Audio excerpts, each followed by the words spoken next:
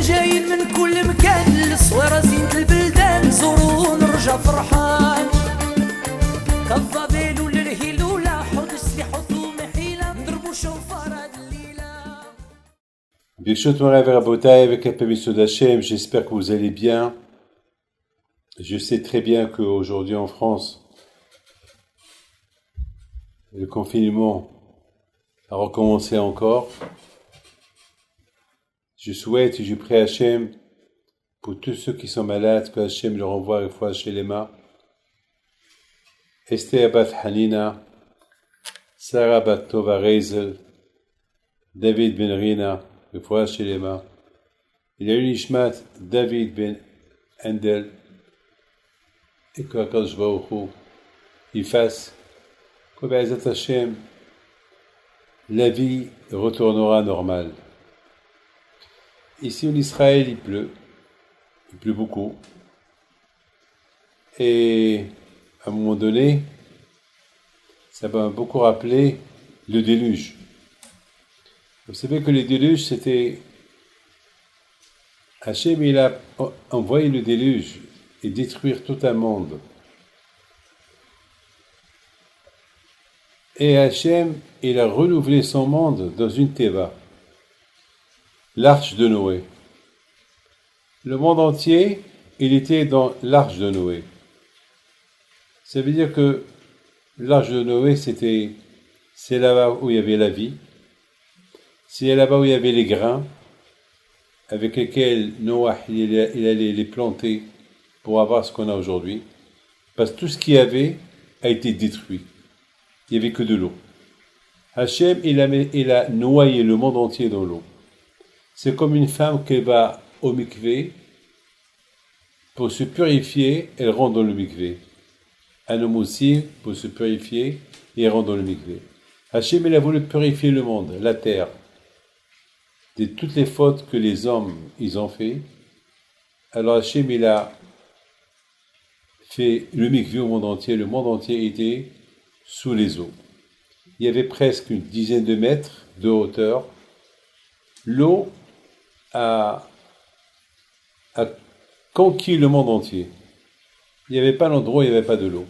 Donc, le monde était noyé. Hachem, il a purifié le monde. Et il y avait une teva, l'arche. Dans cette arche, il y avait là-bas le monde entier qui allait se renouveler. Alors d'un côté, on voit l'ancien monde qui est détruit, noyé dans l'eau chaude. De l'autre côté, qu'est-ce qu'on voit? La teva avec des êtres humains et tous les animaux qui existent. Et il y avait là-bas aussi tous les grains, tous les fruits que vous avez, des herbes, tout ce que vous pouvez imaginer, tout ce qui est végétation. Adam, Noah, il a pris les grains. Mes amis, aujourd'hui, on est en train de voir ce monde-là qu'il est secoué par le corona, que personne n'a compris encore. On peut parler de corona, et parce que on a beau parler d'autres choses et on ne trouve pas de quoi parler que de ça. Pourquoi? Parce que ça m'a fait taper tout à l'heure, j'ai reçu une lettre, un email de quelqu'un.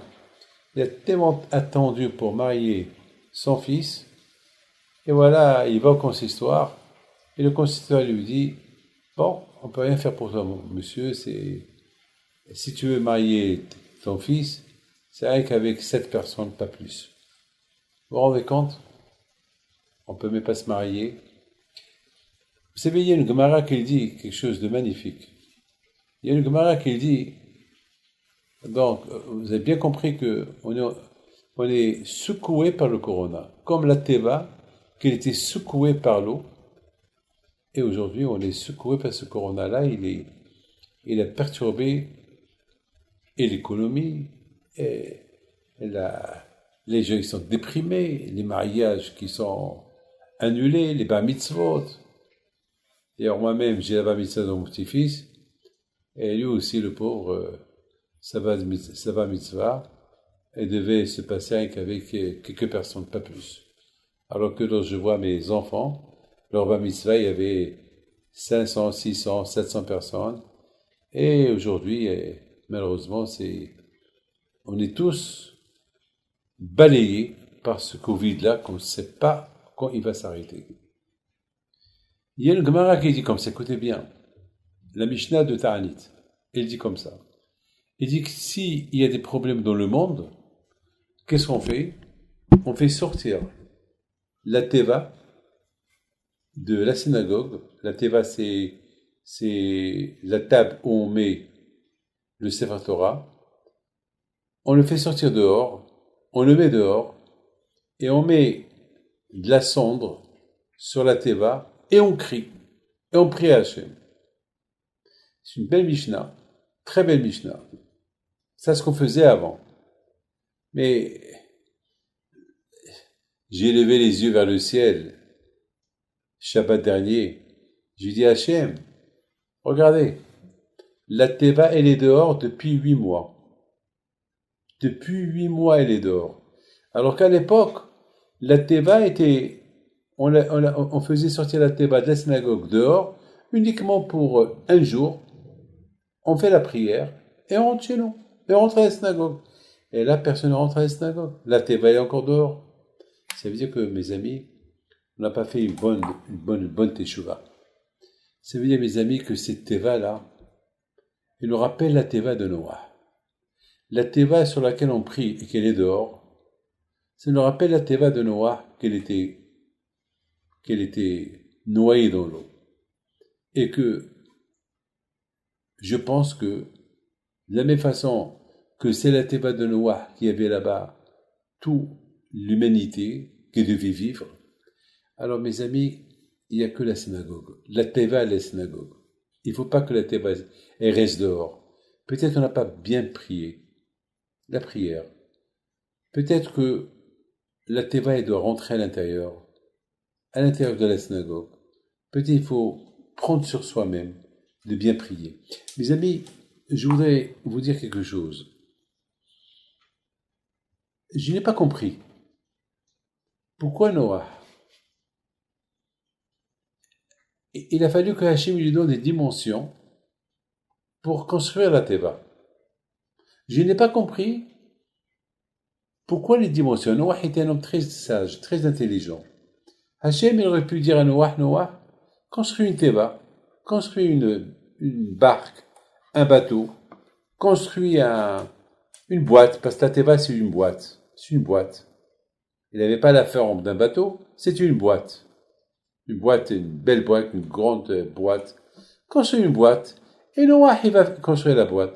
Si elle est petite, alors Hachem va faire un miracle qui va grandir. Et si elle est grande, eh ben elle est grande. C'est quoi le problème? Pourquoi Hachem lui donne les dimensions? Quelle est la raison? Et à la fin, c'est écrit, et Noah, il a fait comme ça. Ça, c'est une question que je me suis posée. Quelle est la raison? Pourquoi ces dimensions-là? Vous savez, mes amis, la même question peut se la poser aussi. Lorsque Hachem il a dit à Moshe Rabbeinu de construire le tabernacle, il lui a donné des dimensions. La même question peut la poser pour beaucoup de choses que Hachem il a dit à Moshe de faire. Par exemple, il a dit de faire l'arche de l'alliance. Il lui a donné des dimensions. Il lui a donné ces dimensions, comment l'autel de sacrifice doit être. Que Hachem il dit à Moshe Rabbeinu, fais-moi un autel de sacrifice. Fais-moi l'arc de l'alliance. Fais-moi un tabernacle. Et que Moshe Rabbeinu il se casse la tête pour les dimensions. Pourquoi Hachem il donne des dimensions? Quelle est la raison? Mes amis, il faut savoir une chose. Ce genre de questions, on ne doit pas se les poser. Pourquoi? Parce que c'est écrit dans la Torah. Lorsque Noah il a construit la teva, c'est écrit Vayaske Noah. Et Noah il a fait comme ce que Hachem lui a dit. Il faut savoir que on n'a pas le droit de poser des questions. C'est-à-dire, ce que Hachem il demande, il te dit, fais une teva, telle dimension, fais l'arc de l'alliance, telle dimension. Ben, c'est pas la peine de se poser des questions, parce qu'on peut se poser 1000 questions. Pourquoi cette dimension? Et pourquoi ça? Et pourquoi ça? Et pourquoi ça? Il faut savoir une chose, je vais vous dire quelque chose que vous n'allez pas croire. C'est dur pour vous de croire ce que je vais vous dire. Ça va être très très dur, mais vous n'avez pas le choix. Vous ne pouvez que croire ce que je vais vous dire, parce que c'est ça la Torah. La Torah, elle nous donne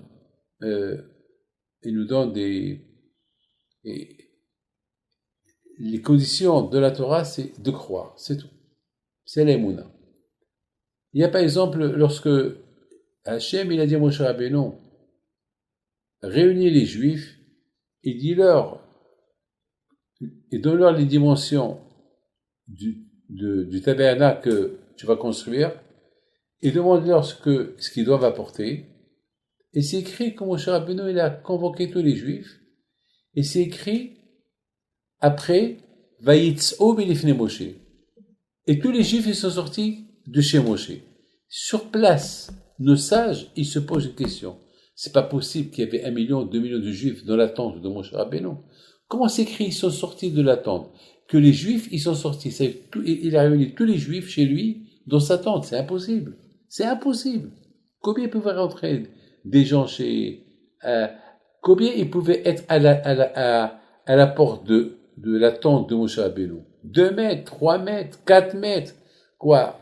Tout ce monde colossal, ils étaient entassés. Comment? Ouais, mes amis, c'est des choses qu'on peut pas comprendre.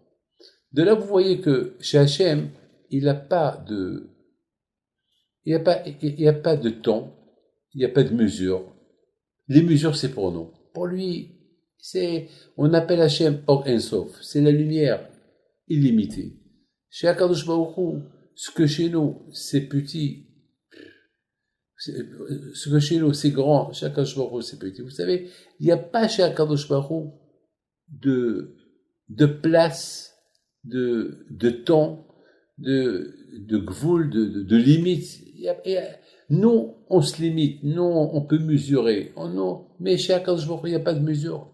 Il n'y a rien. Chez Akadosh Baruch Hu, vous savez, tout ce que vous voyez dans tous ces galaxies, tout ce que vous voyez là, c'est même pas un point de la lumière de Akadosh Baruch Hu. C'est même pas un grain. C'est même pas un grain. Mes amis, le plus important, c'est de savoir, Vayarasken. Il faut faire ce que Hachem te dit de faire. Et je pense que c'est ça ce qui a donné à Noah l'existence de vivre. Parce qu'il faut savoir que Noah, il était un homme tzaddik, c'est vrai. Il était tamim, il était sage, il était humble. Il était un homme de Adama, Isha Adama. Pourquoi Isha Adama? Et lui, il se comportait comme un homme du sable, il était rien du tout. Il était rien du tout. Il se prenait pas avec un gava. Noah Isha Adama. C'est vrai, il y a des hachamim qui critiquent un peu Noah, mais moi, je ne le critique pas. Moi, je pense que Noah était tellement... c'était le seul qui a fait vivre le monde entier. Et la Torah, elle dit qu'il était un tzaddik. Mais quand même, Noah, il se croyait pas qu'il était aussi grand que tout le monde croyait qu'il était. Lui, c'était Vayahel, comme un homme holin, comme un homme stam, un homme simple, un homme rien du tout. Il était anab, il était humble. Isha Adama, comme qu'on a dit sur Moshe Rabbeinu, Ve Moshe anab mikol Adam Asher Adama. Comme ça, c'était Noah.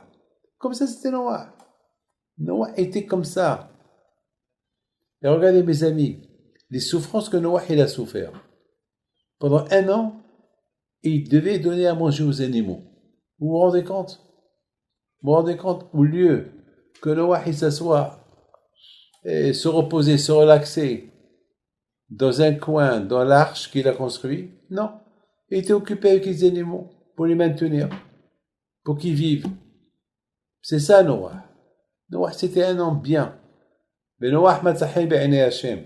Et c'est pour ça que je prie aimé Noah. Pourquoi Hashem il a aimé Noah? Parce que Noah c'était un homme humble, un homme de Adama, un homme qui n'était pas orgueilleux, un homme que il voyait, il se vantait pas, il était l'homme le plus intelligent du monde et quand même il était rien par rapport à ce qu'on pouvait imaginer sur lui. Et c'est sa raison pourquoi la Torah elle nous donne, elle nous fait remarquer la grandeur de Noah, que Hachem lui a dit, fais la teva comme ça, voilà les mesures. Il n'a pas de poser de questions, et peut-être elle est petite, et peut-être elle est grande. Et entre vous et moi, d'après les mesures que Hachem il a donné à Noah, c'était vraiment une petite boîte par rapport à tous ces milliards d'insectes et d'animaux et tout ça, c'était petit, ouais, c'était petit. Il s'est pas posé de questions. Il a fait exactement ce que Hachem lui a dit. Dans la vie, il faut savoir appliquer ce que Hachem dit. C'est tout. Sans se poser des questions, sans rien du tout. Je voudrais vous dire quelque chose de magnifique. Et c'est quelque chose de... Nous avons un ami à Granana, M. Ventura, que son père était gravement malade. Très, très malade. Il marchait à Jérusalem, il a eu un AVC, il a eu un stroke cérébral, donc son cerveau il s'est rempli de sang, et miraculeusement, quelqu'un l'a vu tomber dans la rue, ils ont appelé les pompiers, ils l'ont pris, ben, il était en train de la vie à la mort. Mais il y avait un problème, le grand problème, et c'est qu'est-ce qu'il va devenir? Bien sûr, pour la famille, c'est un grand problème. Mais il a son fils. Son fils qui a l'Emouna. Son fils qui est très croyant. Et il dit, mais j'ai jamais vu quelqu'un qui l'a aussi... Enfin, je l'ai vu, mais c'est ça le problème. Le problème, c'est que les gens, ils ont l'Emouna, mais ils persistent pas. Ça, à un moment donné, ils abandonnent. Après, ça y est. Une fois qu'ils abandonnent, ils ont perdu la partie. Il faut pas abandonner. Quelqu'un qui a l'Emouna, eh bien, il faut qu'il va jusqu'à la fin. Jusqu'à la fin, jusqu'à que ça s'éteint. Moi, pour ma mère, que Dieu repose dans mon paix, j'avais l'Emouna qu'elle allait vivre. Voilà, même lorsque je voyais que les machines commençaient déjà à jouer, et que son cœur déjà, et sa tension, tout basculait, dans ma tête, non, pas possible. Elle va vivre. Elle va pas mourir. C'est comme ça, jusqu'à que vraiment, elle s'est éteinte. Une fois qu'elle s'est éteinte, et c'est vrai, il n'y a plus rien à faire, la première réaction que j'ai eue dans ma tête, bon, si Dieu veut, elle va ressusciter, et je vais la revoir. Voilà, c'est tout. Vous savez, dans des moments comme ça, il faut vite trouver des réponses. Parce que beaucoup des fois, dans des moments graves et terribles, si on ne trouve pas tout de suite des réponses, on risque de perdre l'aïmouna. Il y a pas mal de gens qui n'arrivent pas à comprendre ce corona, qu'est-ce qui se passe. Qu'est-ce qui se passe? Jusqu'à qu'en France, ils ont commencé à soupirer, à respirer un peu, et hop, encore, on entend les 400 morts et les 500 morts et 600 morts par jour. Encore, et les milliers de contaminés. On recommence à écouter des gens. J'ai écouté un... Aïe, aïe, aïe, ce qu'on écoute. Donc, ici en Israël, ça s'abaisse, et voilà, mais tout ça.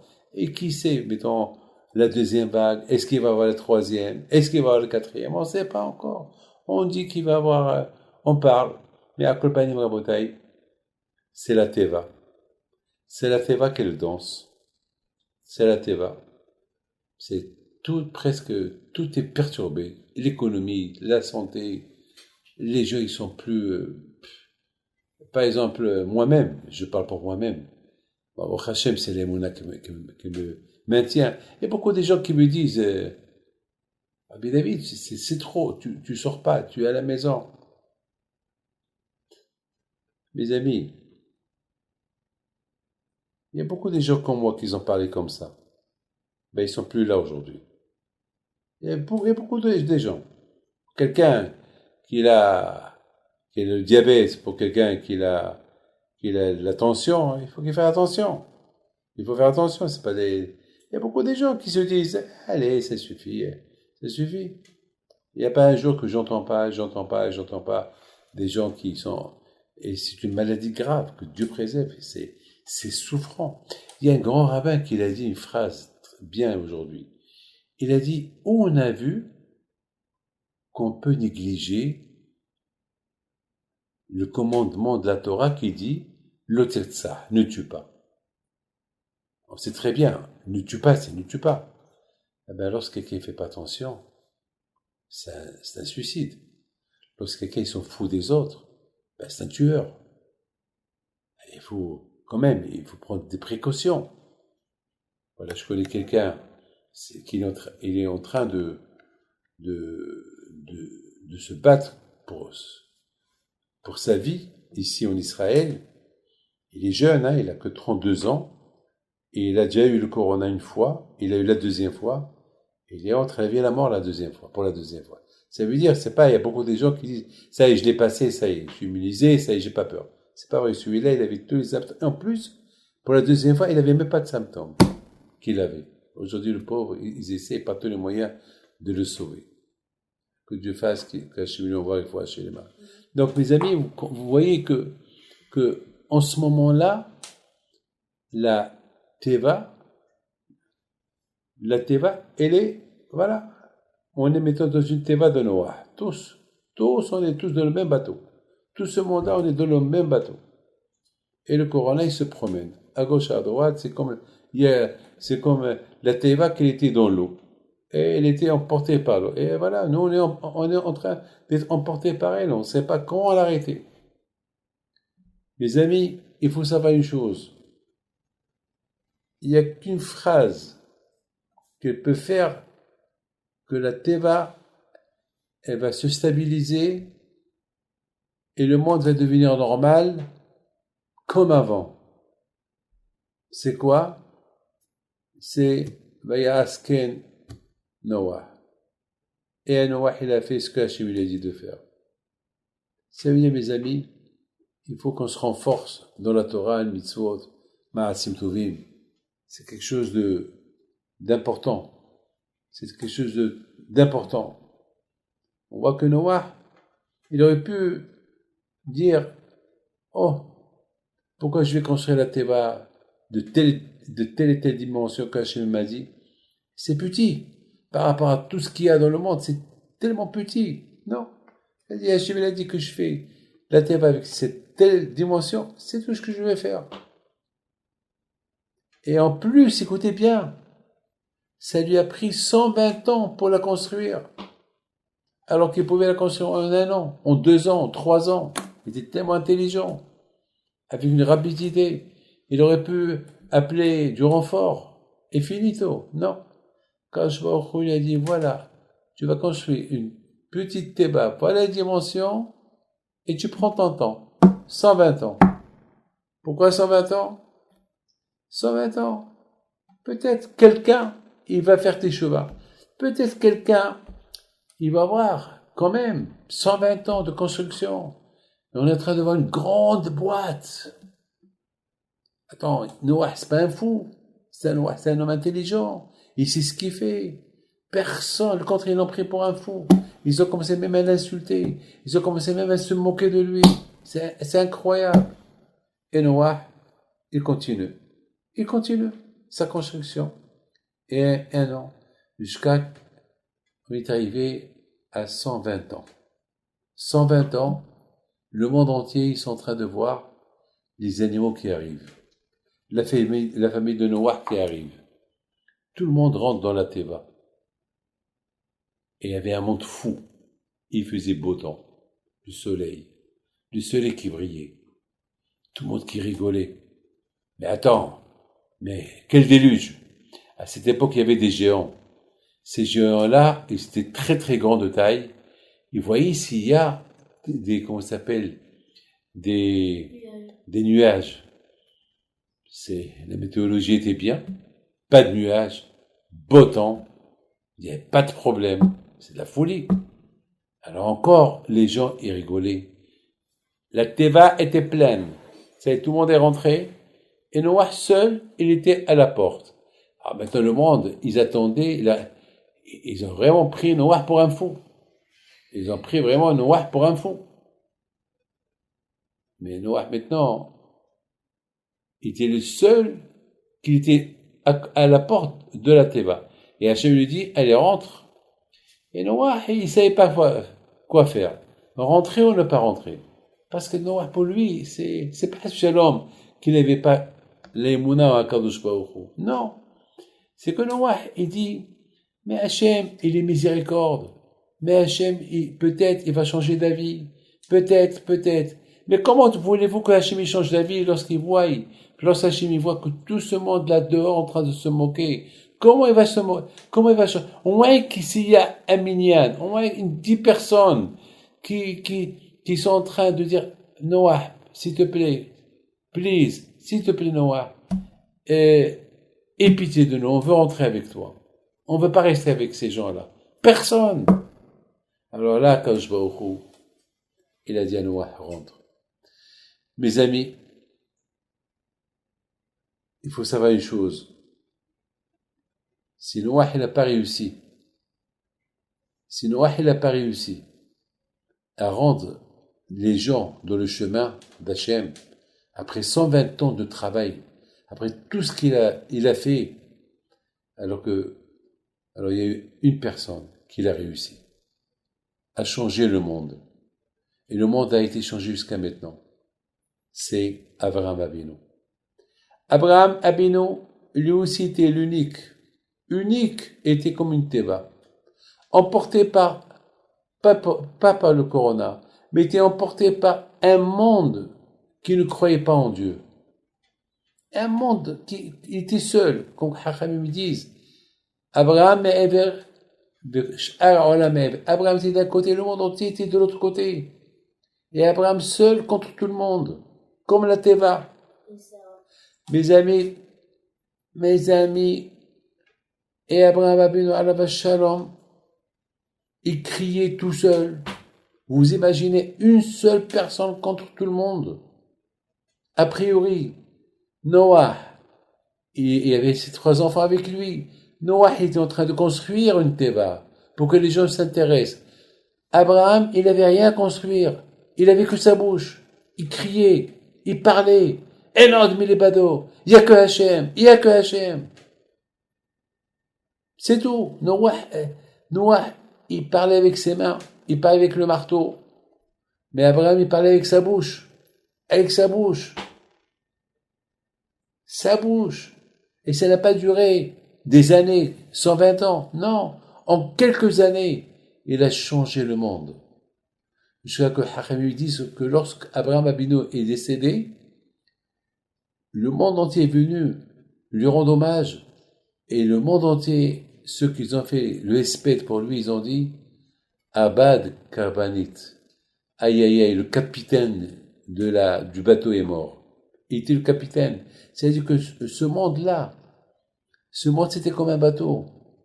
Et Abraham, c'était le capitaine du bateau.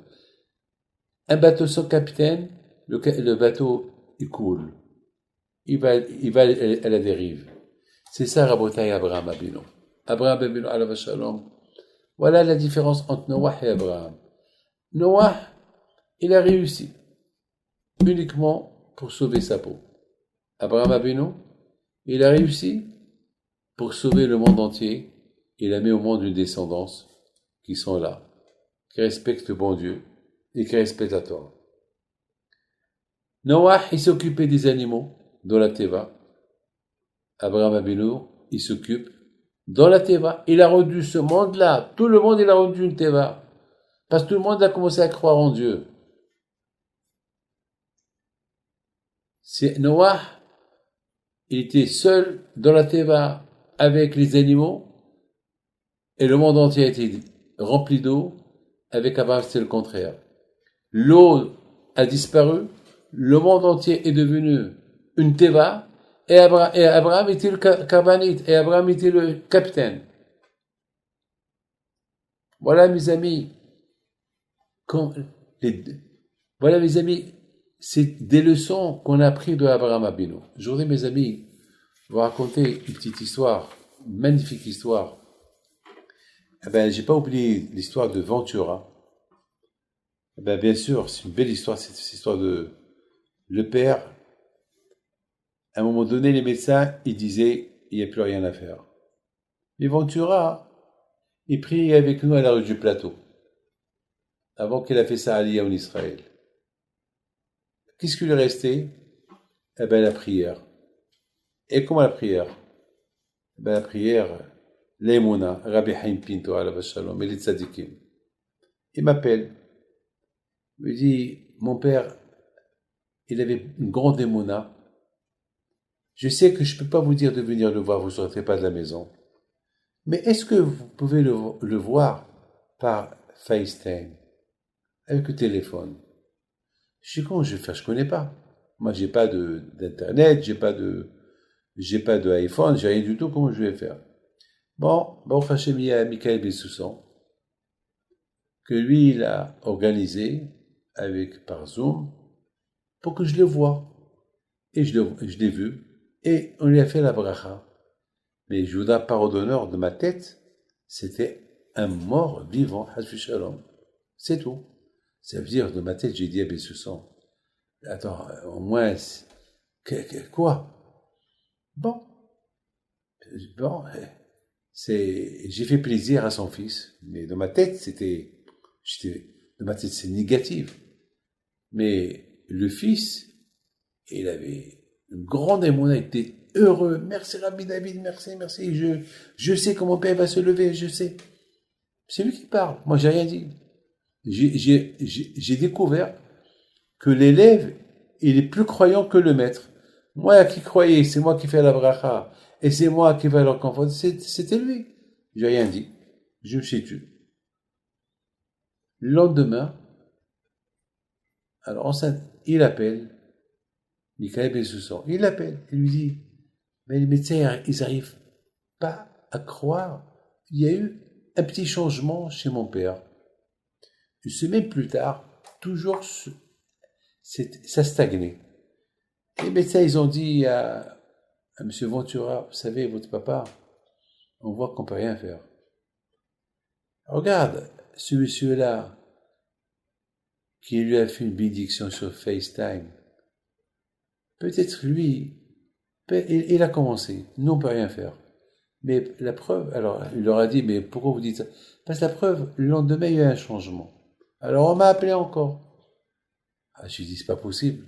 Alors pour faire plaisir, c'est Rabbi Haim Pito, c'est pas moi je suis zéro, moi je suis Isha Adama, je suis un homme de sable. C'est du tzaddik alav shalom, je représente mon grand-père, c'est tout.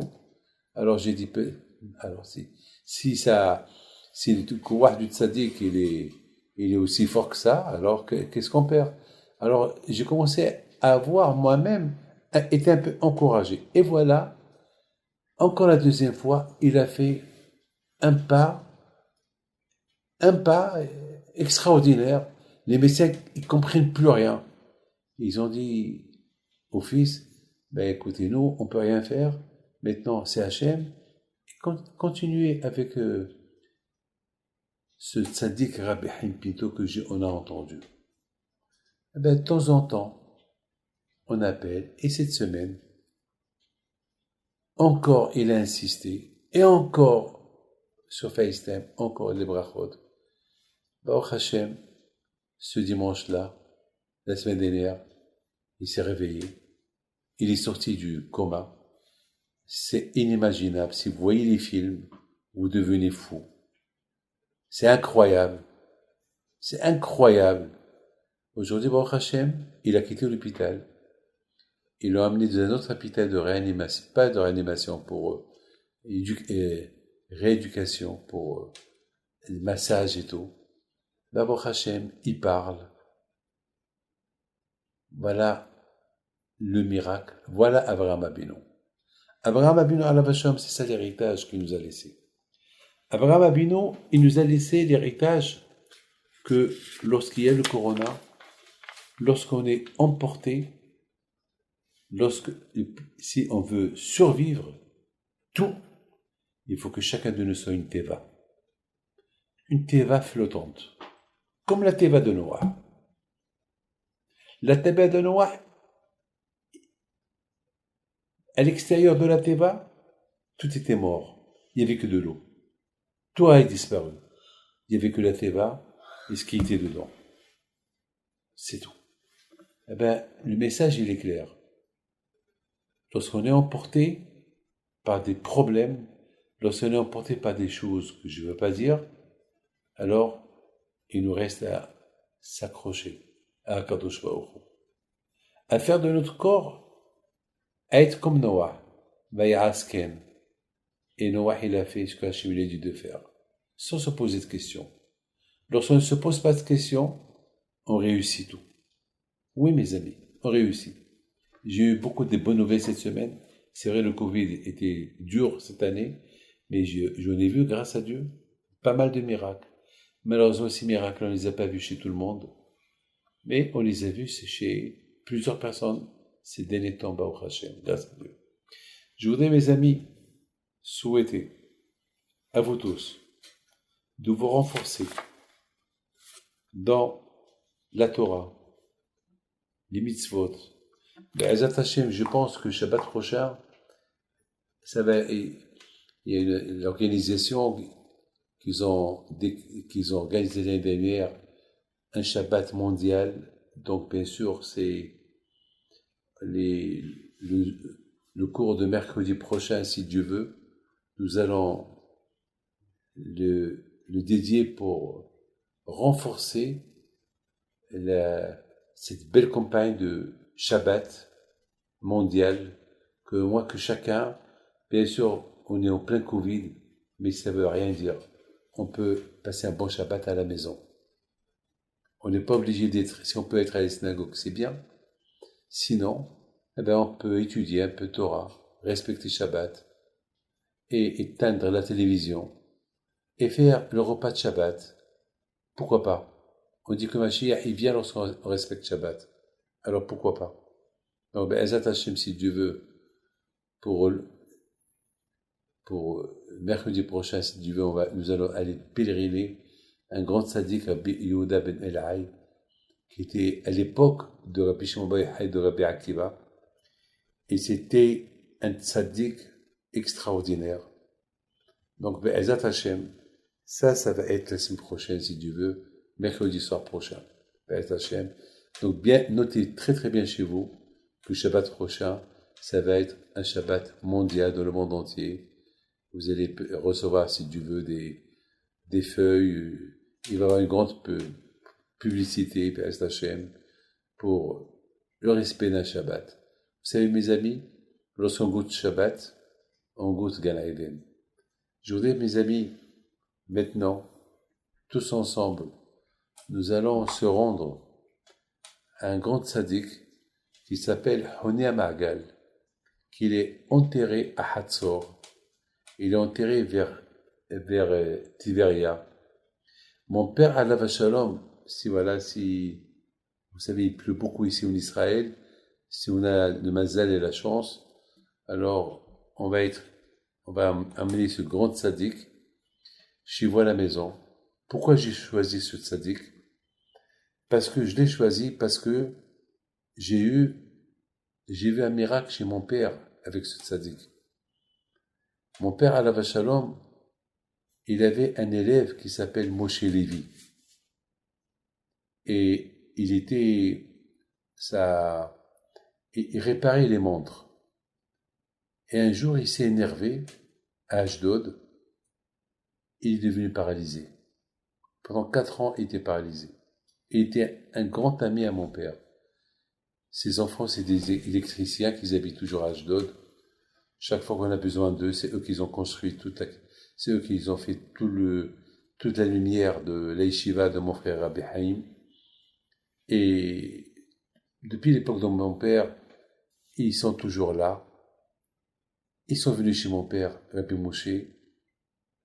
Papa, il est paralysé. Et on peut pas, c'est pas possible, il peut pas rester comme ça. Mon père, il a réfléchi. Il a réfléchi un peu. Et il a appelé mon frère, Rabbi Haïm Pinto, le grand rabbin d'Ashdod et de Kriyat Malachi. Il l'a appelé.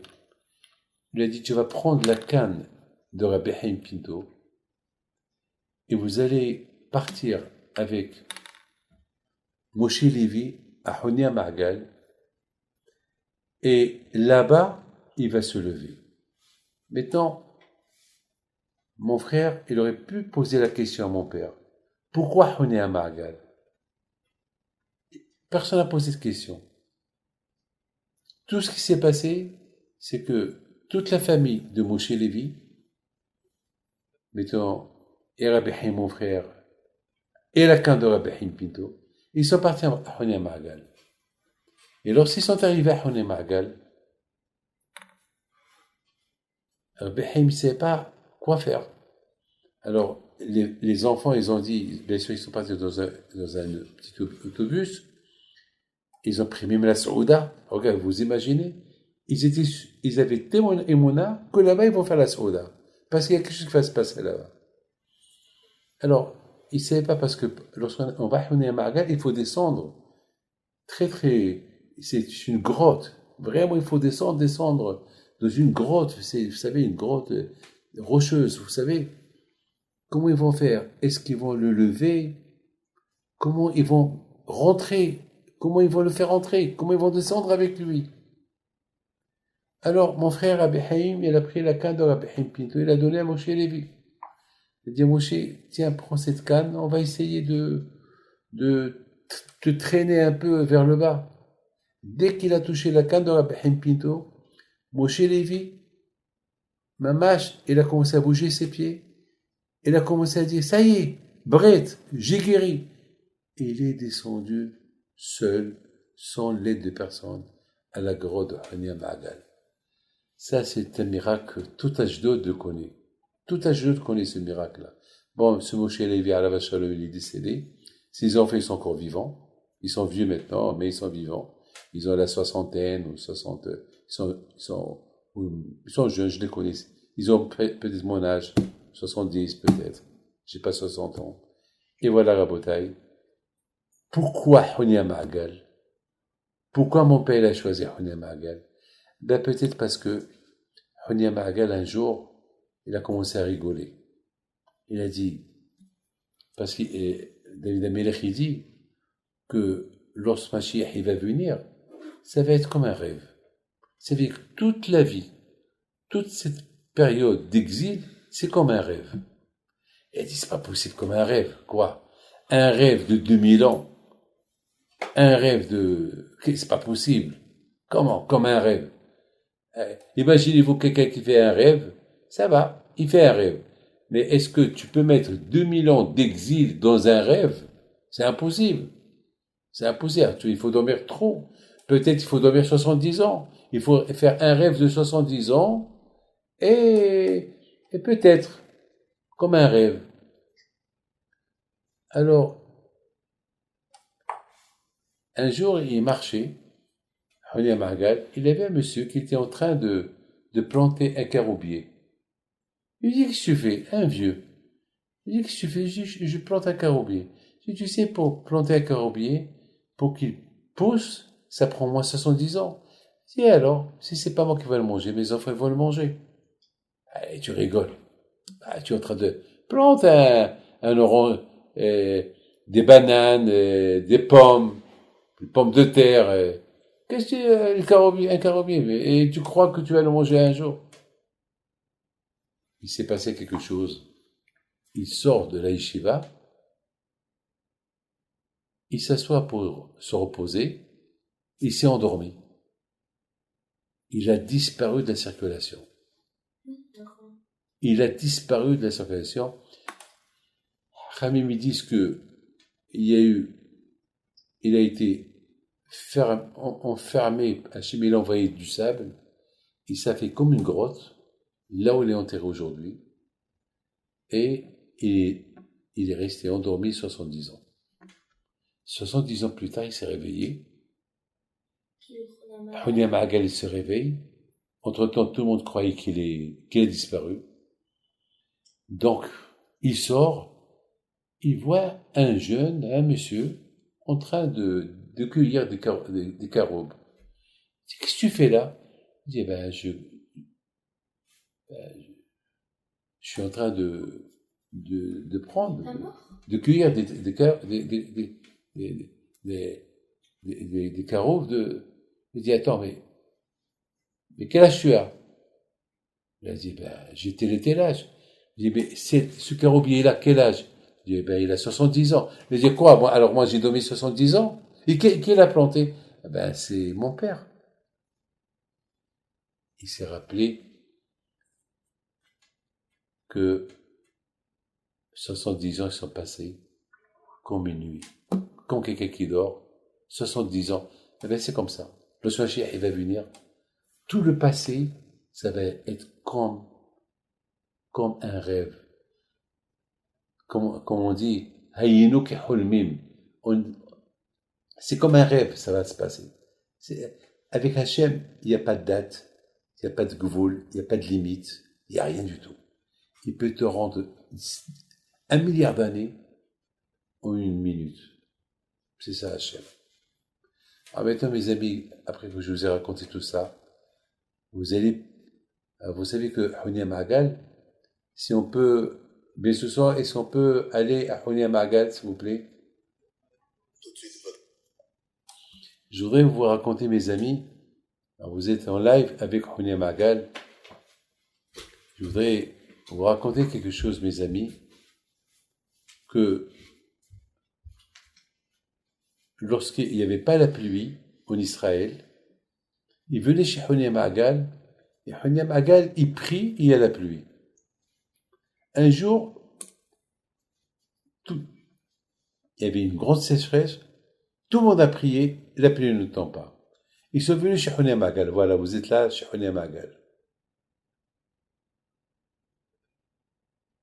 Voilà, c'est Me'arat Hunia Magal. C'est là où il est enterré, c'est là où Hachem, ils ont embelli l'endroit. Je ne connaissais pas tout ça moi avant. Waouh! Voilà, maintenant on descend, c'est le côté des hommes. On descend. Et c'est là où Moshe Lévi il s'est levé. Il a jeté la canne et il s'est levé, il a commencé à marcher. Hunia Magal, le Tana Kadosh Hunia Magal, il est enterré là-bas avec ses petits-enfants qui étaient des grands tzadikim. Vraiment, je n'arrive pas à croire. Ça fait longtemps que je ne suis pas venu ici. C'était pas comme ça avant. C'était une grotte, vraiment une grotte. Kol Kavod, ceux qui ont. Ça fait, Hunia Magal, ça fait à peu près 2000 ans qu'il est décédé. À peu près 2000 ans. Et ils sont venus chez Hunia Magal pour qu'il prie. Alors Hunia Magal, il prie et la pluie ne tombe pas. Qu'est-ce qu'il fait? Il prend sa canne, il fait un rond par terre, il se met dans le rond, un cercle. Il dit Hachem, je jure par ton nom, je ne sors pas de ce cercle jusqu'à ce que tu apportes la pluie. Et la pluie, elle a commencé. Et la pluie, elle a commencé à tomber. Et à un moment donné, il a dit Hachem, je ne t'ai pas demandé un déluge, je veux une pluie normale. Et la pluie, elle a commencé à tomber, goutte par goutte. Et Hunia Magal, il dit Hachem, goutte par goutte, ça ne marche pas. Une pluie normale, s'il te plaît. Et la pluie, elle a commencé à tomber normalement. Ça, c'était Hunia Magal. Alors, ils sont venus chez Rabbi Shimon ben Shattah. Ils lui ont dit ce qu'il a fait Hunia Magal, qu'il a fait un cercle par terre, il a juré par le nom d'Hachem qu'il ne quitte pas le cercle jusqu'à qu'elle tombe la pluie. Alors à un moment donné, il s'est énervé, Rabbi Shimon ben Shattah. Il dit comment il peut exiger ça du bon Dieu? Comment il a pu jurer? Comment il a fait ça? Il s'est énervé. Mais après il a dit bon, qu'est-ce que je peux faire? C'est comme un enfant gâté chez son père et que son père il écoute.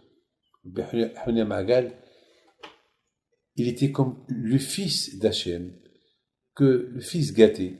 Ce qu'il demandait à Hachem, Hachem il va lui donner. Voilà Hunia Magal, voilà mes amis, où vous êtes aujourd'hui.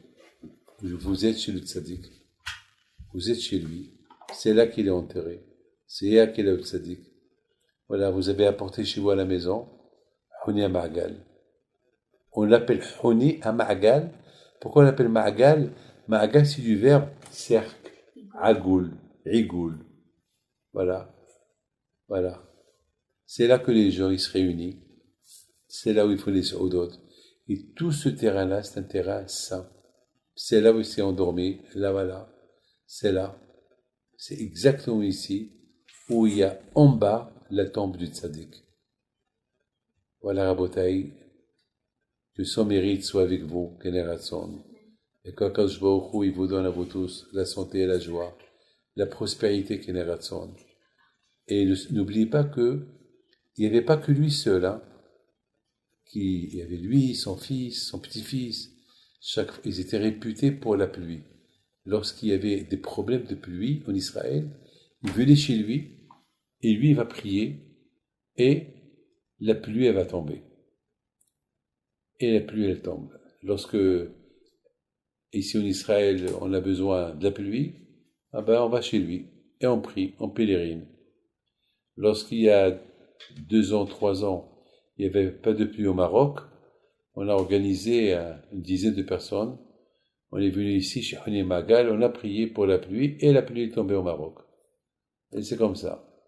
C'est comme ça. C'est ça la force de ce tzaddik, c'est la richesse, la parnassa et surtout, le mariage.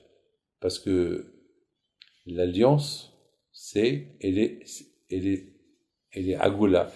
L'alliance que lorsqu'un homme il marie une femme, il lui pose l'alliance dans ses mains, il lui dit Arihat mikodeshetli. Elle est agoula, elle est ronde. Donc, pour ceux qui ne sont pas mariés, c'est maintenant ou jamais. Voilà, vous êtes chez Honi Ma'agal toujours. Et la semaine prochaine, vous allez pèleriner l'un des plus grands tzadikim de l'époque de Rabbi Shimon Bar Yochai et de Rabbi Akiva, c'est Rabbi Yehuda ben Elhaï, si Dieu veut, la semaine prochaine, mercredi soir prochain. Et bien sûr, on va parler un peu sur le Shabbat. Et que Dieu fasse que, Be'ezat Hashem, ce corona-là, il s'arrête. La paracha d'aujourd'hui, cette belle paracha, c'est la paracha du sacrifice. Le sacrifice de Yitzhak Avinu. Chacun de nous, il peut faire quelque chose comme Yitzhak. Yitzhak, il a fait le marketing, il a lancé la mode pour savoir se sacrifier pour Hachem. Hachem, il ne vous demande pas de se sacrifier pour lui.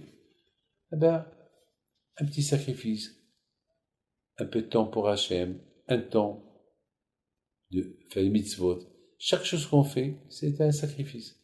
Mes amis, le miracle qu'il y a eu cette semaine à Vienne, c'est un miracle spectaculaire. Vraiment, c'est un miracle spectaculaire. Comme Baruch Hashem, les terroristes qui sont arrivés à la synagogue, ils sont arrivés 1 heure plus tard. Ils n'ont pas tenu compte que la prière, ils ont cru que la prière, elle se termine à 6 heures. Ils sont arrivés à 6 heures. Alors, à cause du Covid, les Juifs, ils sont venus là-bas prier à 5 heures.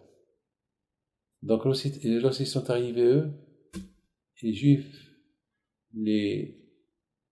qu'ils ont pris, ils sont déjà partis.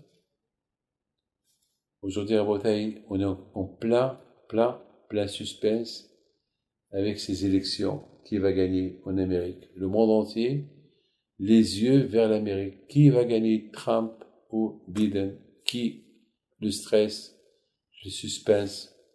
Mais sachez qu'Hachem déjà, il a prévu le vainqueur. On est en train de se faire du mauvais sang.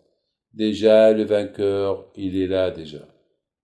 Mais malheureusement, nous, on a besoin de la confirmation. Mais le vainqueur, il est déjà là. Il est déjà là.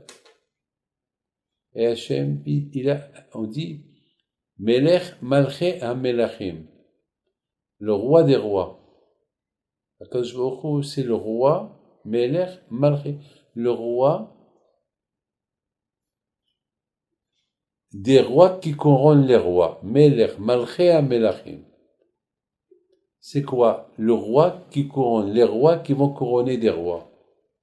Alors, à Botaï, lorsque moi je vais pour voter, Trump par exemple, alors c'est Hachem, le roi, qui me met dans ma tête, et toi, David, va voter pour le futur roi. Et c'est comme ça. Melech, Malchei Amlechem. C'est ce que j'ai lu hier dans un livre. J'ai beaucoup aimé ça. Donc c'est déjà, on ne sait pas qui va être bien, qui va être mauvais. Et ceux qui disent Trump il est bien, l'autre il est mauvais. Qui vous dit?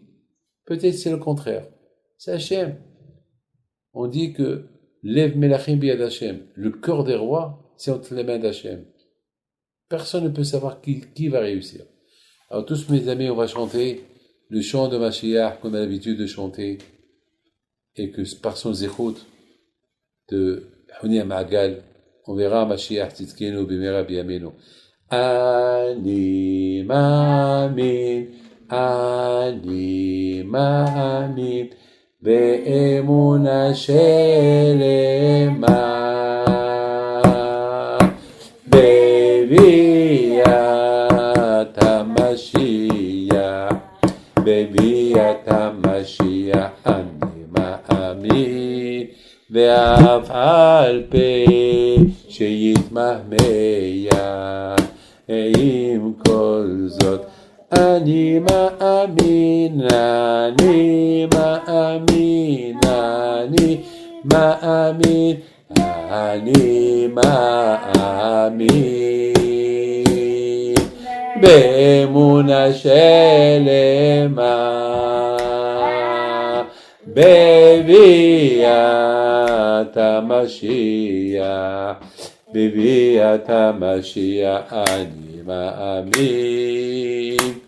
אוי ואף על פי שיתמהמה עם כל זאת אני מאמין, לה לה לה, אני מאמין, אני מאמין, אני מאמין באמונה שלמה בביאת המשיח, בביאת המשיח אני מאמין. אוי ואף על פי שיתמהמה עם כל זאת אני מאמין. qu'Hachem vous protège, je vous donne à vous tous bracha v'atzlacha, et je vous souhaite à vous tous une bonne nuit, bonne soirée, faites attention avec le Covid que vous avez là-bas en Europe, et nous aussi on fait attention, même qu'on l'a passé, il y a toujours le risque de reconfinement, jusqu'à maintenant pris encore dans la rue, même on ne sait pas comment on va prier Shabbat, avec un peu oui. Bon, Dieu est grand, mais faites attention, je vous en prie. Et, comme je vous ai dit, aujourd'hui, le seul moyen pour se débarrasser du corona, alors que chacun de nous y soit une teva, que chacun de nous y soit comme l'arche de Noé, et avec le respect d'Hachem, faire ce que Hachem veut de nous. Voilà. Que chacun de nous y soit. Vous savez que dans l'arche de Noé, c'était comme le Kodesh HaKodashim. L'arche de Noé, c'était comme le Saint des Saints. Le Beth Amikdash, le Saint des Saints. Pourquoi? Parce qu'il y avait Hachem dedans. Avec tous les animaux qu'il y avait là-bas, il y avait Hachem à Noé. Donc, Hachem aussi, il est avec nous. Il est en nous. Oui, mes amis. Vous vous rendez compte que chacun de nous, regardez, à l'époque, Hachem, il parlait avec Abraham Abinu, et Abraham, il tombait par terre.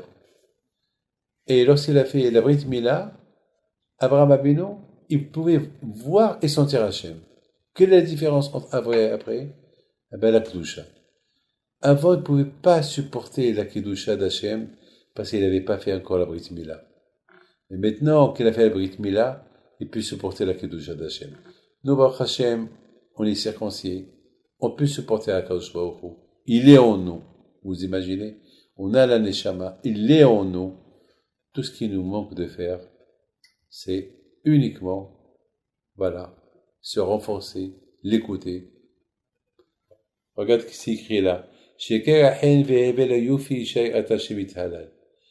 Le charme et la beauté, c'est du bidon. Le plus important, c'est la crainte d'Hachem. Celui qui a la crainte d'Hachem, c'est ça le plus important. Merci bien, à très bientôt, à lundi prochain, à mercredi prochain, si Dieu veut, à l'heure habituelle, chez Rendez-vous, chez le grand tzaddik Rabbi Yehuda ben Elhaï, qui était l'un, d'ailleurs la plupart des Mishnayot, là où il y a Rabbi Yehuda, il y a ceux qui disent c'est Rabbi Yehuda ben Elhaï. Alors Shalom, c'était un grand tzaddik, un grand tzaddik. Oh là là, vous avez aucune image qui il était. Et vous allez l'apporter chez vous à la maison. À très bientôt. Merci mes sous-sang. Merci à vous tous. Que je vous protège. Et puis, soit Rabbi Pido soit avec vous. Amen.